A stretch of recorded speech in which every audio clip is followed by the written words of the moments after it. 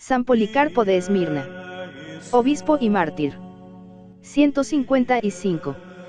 Memoria libre. 26 de enero. Bajo el imperio de Antonino, dice Sulpicio Severo, las iglesias gozaron de paz. Pero era una paz a la cual podían aplicarse aquellas palabras de Epicteto: oh César, en tu paz, cuánto sufro. Paz insegura y borrascosa.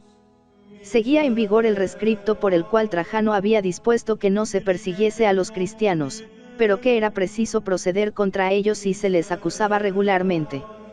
Por otra parte, los pueblos eran fanáticos, los magistrados, débiles, y si los apologistas enviaban a los emperadores sus alegatos, los emperadores, a pesar de su filosofía algo teatral y de su piedad fofa, solían recibirlos con serena indiferencia. El motín es el amo, el populacho exige y ejecuta. Así sucedió en el martirio de San Policarpo. Muerto Ignacio de Antioquía, Policarpo era el primer personaje de la cristiandad oriental. Príncipe del Asia le llama San Jerónimo, doctor del Asia le apellidaban los paganos mismos.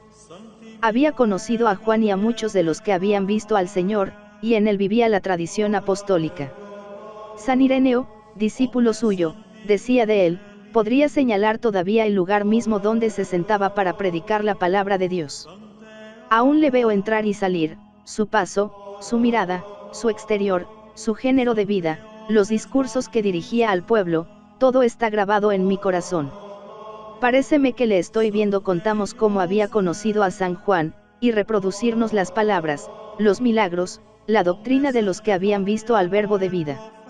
Icono de San Policarpo. La reputación de Policarpo había llegado hasta Roma.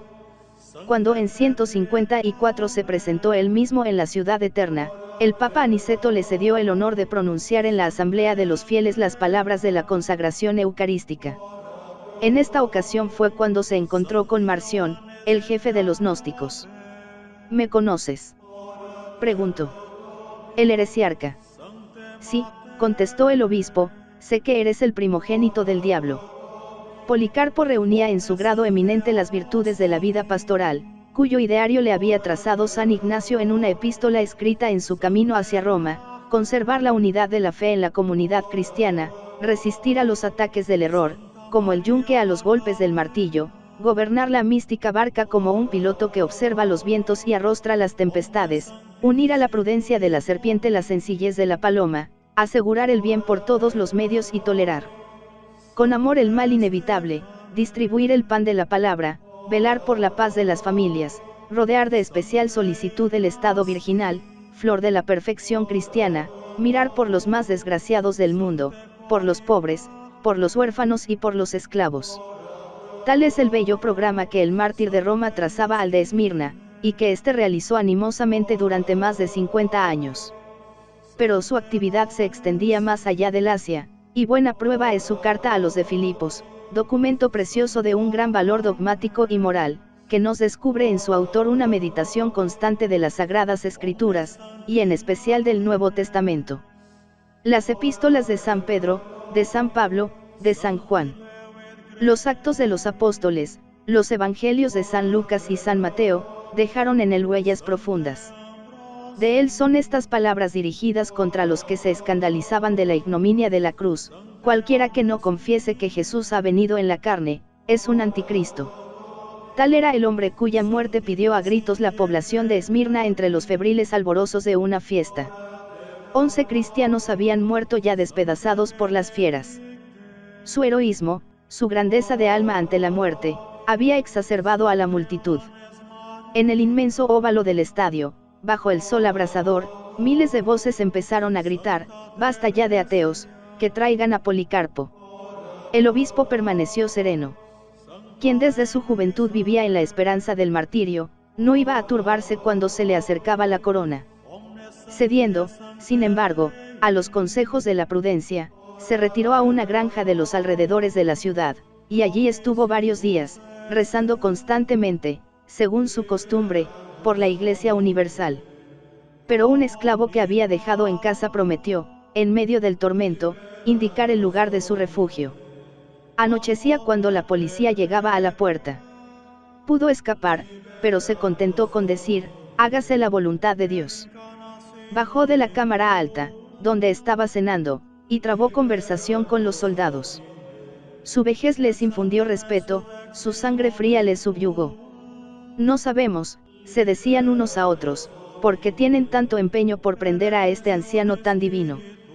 Después de darles de comer y de beber, rogóles que le dejasen todavía algún tiempo para rezar. Durante 2 horas rezó en voz alta, con gran admiración de los que le oían, recomendando al Señor todas las personas que había conocido en su larga vida, pequeños y grandes, ilustres y humildes, y en especial la Iglesia Católica, esparcida por el mundo.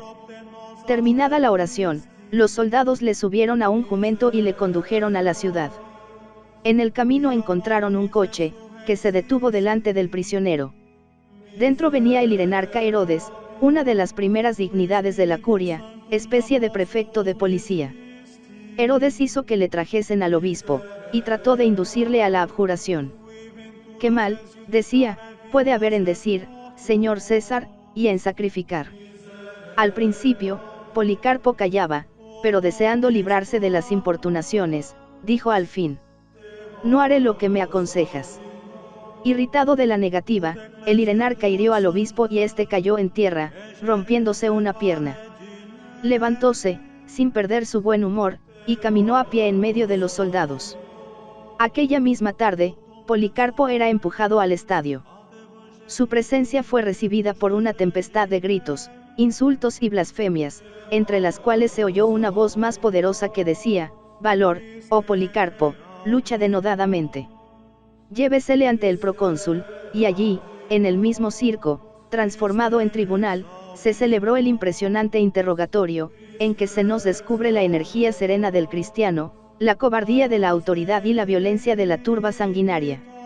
El procónsul Cuadralo se informa de la identidad del reo, le mira con indiferencia simulada y le dice: «Ten compasión de tu edad, jura por el genio del César, arrepiéntete y di conmigo, mueran los ateos».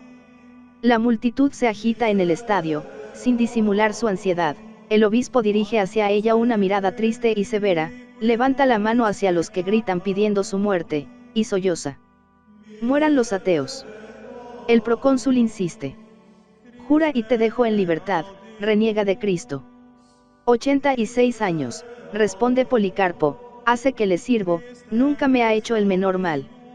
¿Cómo podría injuriar a mi rey y a mi salvador? Jura por el genio del César. Puesto que te empeñas en hacerme jurar por el genio del César, como dicen, y finges ignorar quién soy, escucha, soy cristiano. Si quieres saber lo que esto significa, dame un día de tregua y ten la bondad de oírme. Convence al pueblo. Yo te he considerado digno de exponerte mis razones. Tenemos obligación de honrar a los poderes establecidos por Dios. En cuanto a estos, es inútil parlamentar con ellos. La canalla de las grandes ciudades era para los mártires el mayor enemigo. Ellos la tratan con desdén, afectan no oír sus ladridos, se desdeñan de discutir con ella, y argumentan exclusivamente con la autoridad.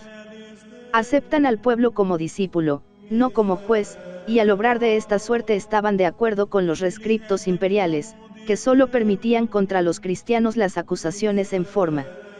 Sin darse cuenta de la intención del obispo, el procónsul reanudó el diálogo, diciendo: «Tengo bestias feroces, si no te dejas convencer, voy a arrojarlas contra ti. Haz lo que quieras, no tenemos costumbre de mirar atrás, ni de ir de lo mejor a lo peor. Es una cosa buena pasar de los males de esta vida a la justicia perenne. Puesto que desprecias las fieras, te voy a hacer quemar vivo. Me amenazas con un fuego que quema 1 hora, y luego se apaga. Ignoras el fuego que no se acaba. Ya tardas». San Policarpo de Esmirna Cuadrato quería no tener que usar de medidas violentas, pero tuvo que declararse vencido. Por orden suya, un pregonero avanzó hasta el centro del estadio y gritó 3 veces: «Policarpo se ha declarado cristiano». La indignación de los espectadores estalló en denuestos estrepitosos, muchos de los que vociferaban eran judíos. «Es el doctor del Asia», decían, «es el padre de los cristianos, el destructor de nuestros dioses». Entretanto, el procónsul había desaparecido, quedaba allí el asiarca, organizador de los juegos. Los energúmenos le decían con gritos desaforados: «Filipo, Filipo, un león para él. Él se defendía con gestos de angustia: no es posible, los juegos de animales han terminado. El pueblo no insistió, pero un nuevo grito se levantó de los asientos circulares: la hoguera, la hoguera. Policarpo presenciaba la escena sin inmutarse. Vio que muchos dejaban las gradas y se dispersaban por los baños, los almacenes y las tiendas cercanas, buscando ramas y astillas. Unos minutos más tarde todo estaba preparado. Dispuesto a morir, Policarpo desató su ceñidor, se quitó la túnica y descalzóse con ayuda de algunos cristianos. Ya antes de su martirio era honrado por su santidad. Colocado sobre la pira, íbanle a clavar a un poste central, pero él lo impidió, diciendo: dejadme, el que me da la gracia de sufrir el fuego, me dará la fuerza de permanecer inmóvil. De pie junto al madero, parecía una víctima ofrecida a Dios en holocausto. Mientras las lenguas de fuego empezaban a morder el aire, él rezaba en alta voz. Vióse luego la llama ondulante hincharse como vela de navío agitada por el viento y envolver en sus pliegues el cuerpo del mártir, que brillaba a través de la roja y transparente vestidura como un pan en el horno o como un precioso metal en el crisol. Un olor aromático inundó la inmensa arena. No obstante, el mártir seguía orando y respirando. Fue preciso que el verdugo le rematase con una puñalada en el corazón. La sangre brotó en abundancia, y al mismo tiempo, los cristianos vieron que una paloma cruzaba los aires, reconociendo en ella, como los artistas de las catacumbas, el símbolo del alma pura que subía al cielo. Sabemos esta emocionante historia por una carta que la Iglesia de Dios que está en Esmirna dirigió a todas las partes de la Iglesia Santa y Católica, esparcida en las 4 partes del mundo, uno de los más bellos monumentos de la antigüedad cristiana, relato de una épica elocuencia en su maravillosa sencillez, que respira toda la emoción nueva, toda la graciosa frescura, toda la intimidad conmovedora de la primitiva sociedad cristiana.